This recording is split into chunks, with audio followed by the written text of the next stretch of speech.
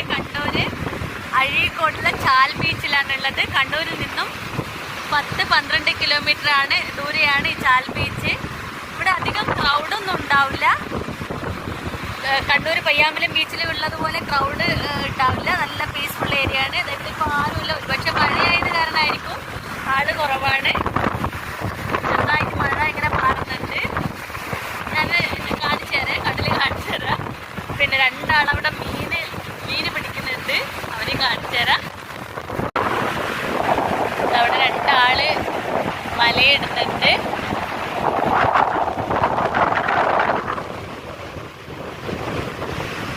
ഇതാണ് അഴീക്കോട് ചാൽ ബീച്ച്. അങ്ങനെ അവിടെ ഒരു കഫേ ഉണ്ട്. കാറ്റാടി മരങ്ങളും ഒക്കെ കാണുന്നില്ലേ? ഇവിടെ ഒരു കാറ്റാടി കഫേ ഉണ്ട്.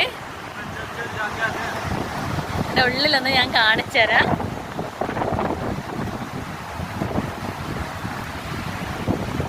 പൊളിഞ്ഞു കിടക്കുകയാണ് ഇത്. പക്ഷേ ഇത് ഞാൻ മെയിൻറ്റെയിൻ ചെയ്തിട്ടില്ല തോന്നുന്നത്.